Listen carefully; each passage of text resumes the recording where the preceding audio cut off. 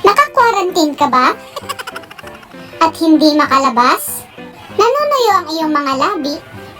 Ba't hindi ka gumamit ng lip balm?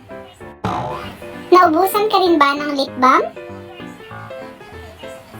Ba't hindi ka na lang gumawa? Oo, gumawa ka na lang.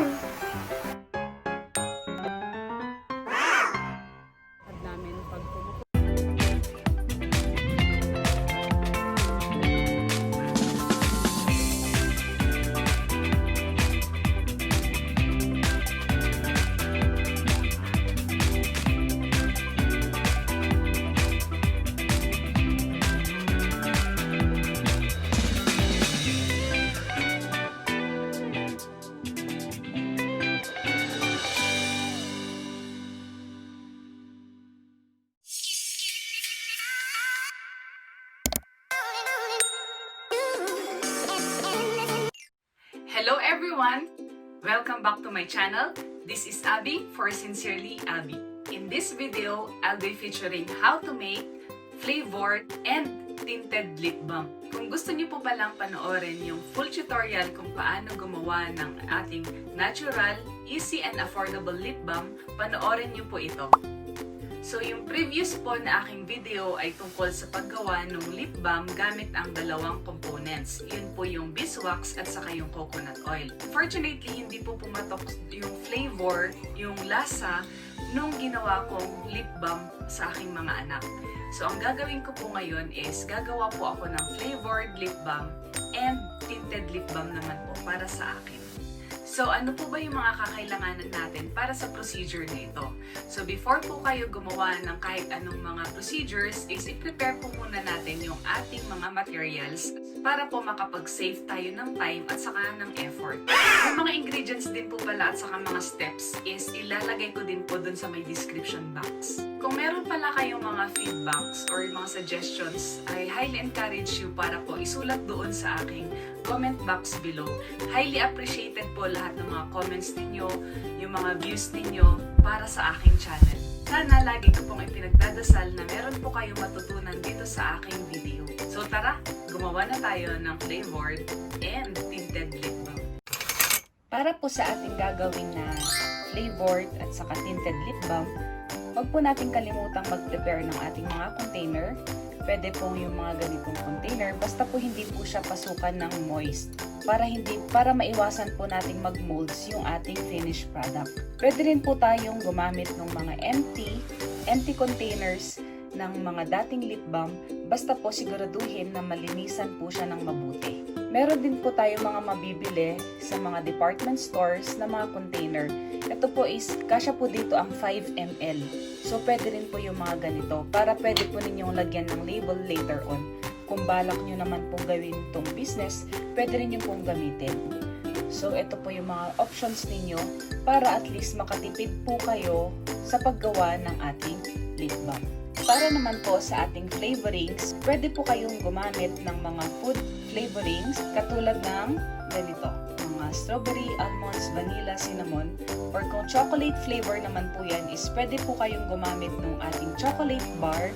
Or kung wala po kayong chocolate bar at available naman po yung chocolate spread, pwede rin po natin gamitin yon.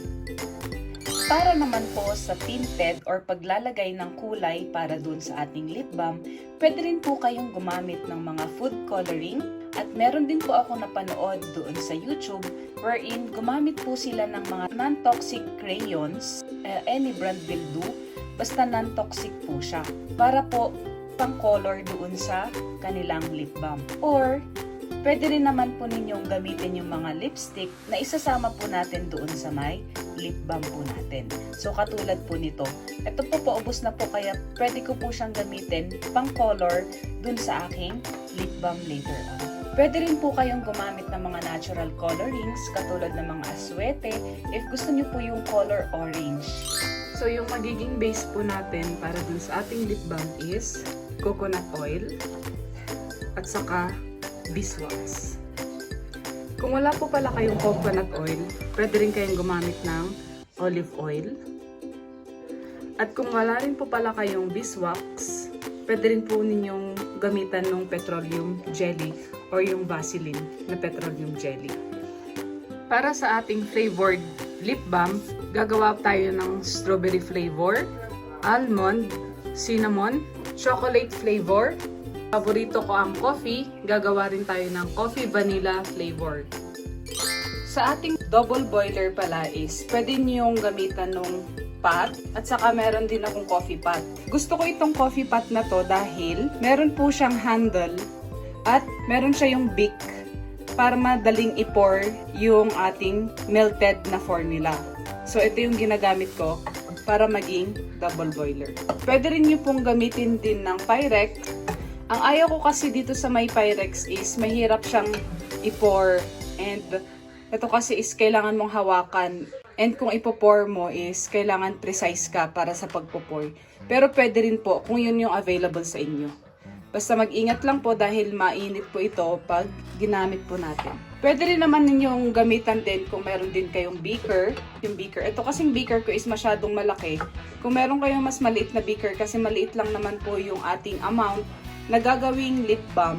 Ang kagandahan din po ng ating beaker, basta heat resistant po siya is, may handle po siya, at saka meron din siyang beak para ma-pour yung solution. Mas mabilis na ma-pour yung ating solution.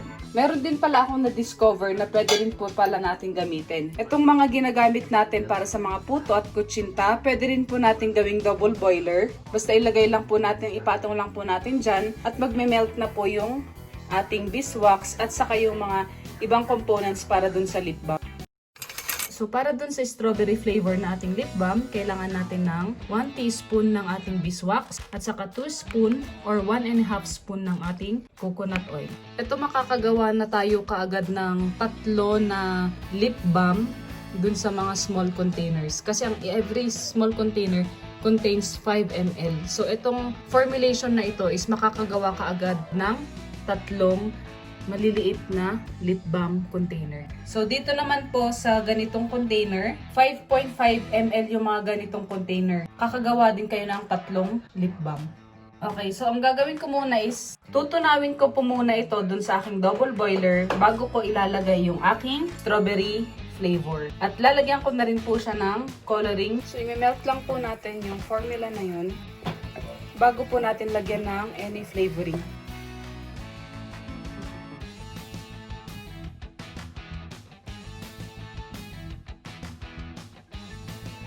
So, ilagay na po natin yung ating strawberry flavor. Siguro mga 10 drops. Dadagdag ko na rin yung aking coloring. Tapos, ready na po tayong ibuhos sa ating container.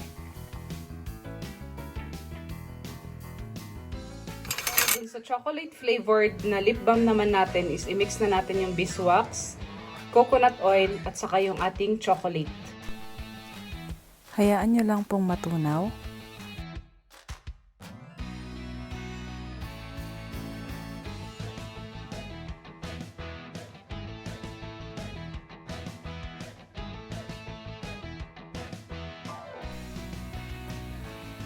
Ibuhos lang po sa inyong container at wala, andito na yung ating chocolate flavored lip balm.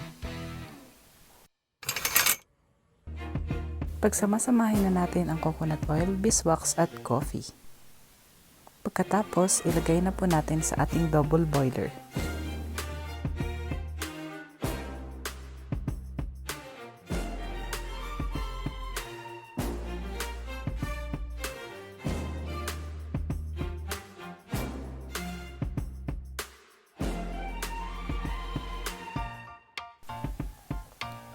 Haluin mabuti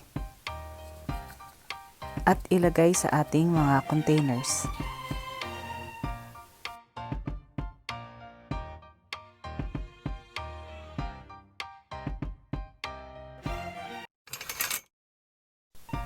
Para sa ating almond flavored tinted lip balm, paghalo-haluin lang yung ating coconut oil, beeswax, almond flavoring at ilagay sa ating double boiler. Pagkalagay sa ating double boiler, pwede na rin nyo pong haluan ng kahit anong coloring. Pwede pong mga old lipstick at pwede rin po yung ating color. Tapos hayaan lang pong matunaw.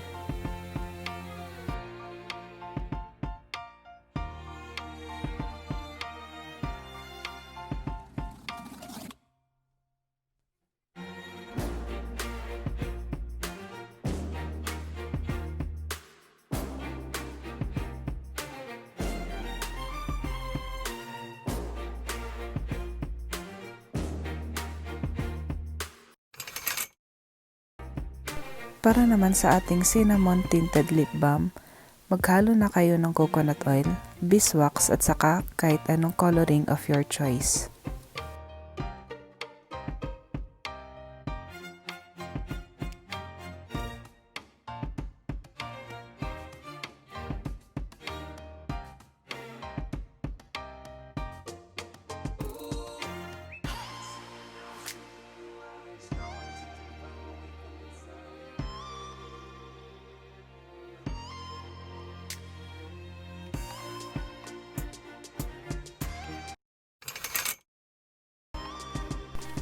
Bonus para sa aking video, mag-reinvent tayo ng inyong mga old na lip balm. Ito kasi napaka-boring ang aking lip balm na to.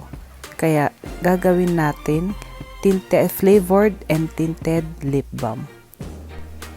Ang gagawin ko dito is kukunin ko yung mismong lip balm, tapos hahaluan ko siya ng coloring at saka ng beeswax, para mas ma-improve pa yung kanyang consistency.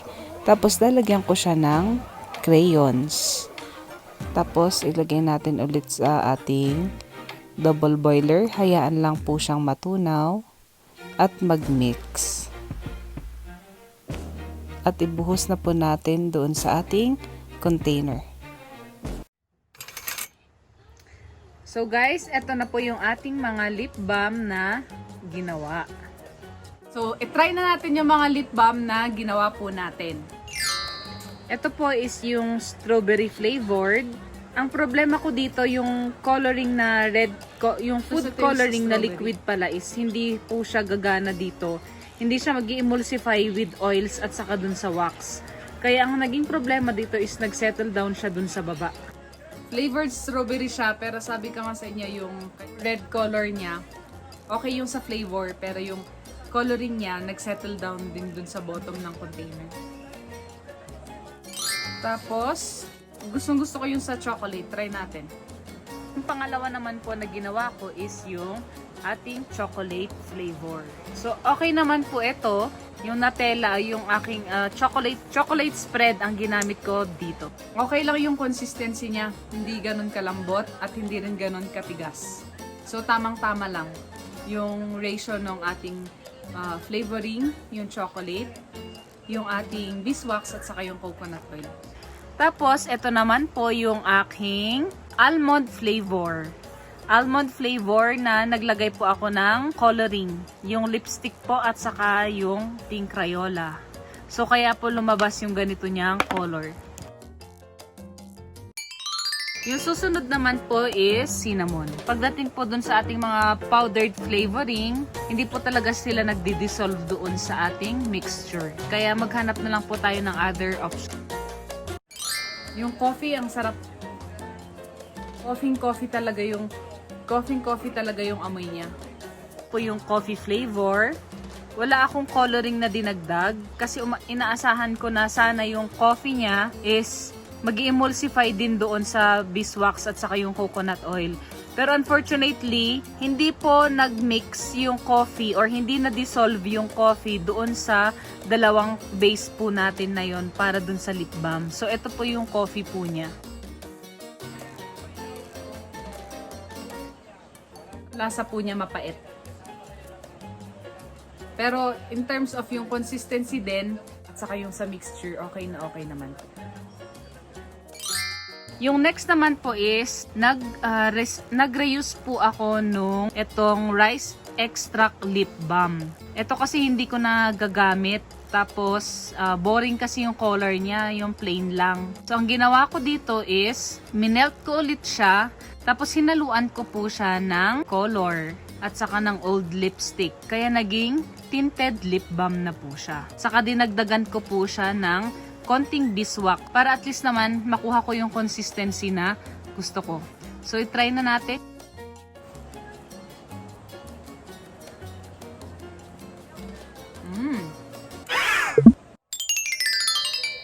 So, thank you ulit sa panonood dito sa aking video at sana meron po kayong natutunan at sabi ko nga at pinapaalala ko, lagi po tayong mag-iingat at sana po ay manatiling malusog po tayo at saka masaya.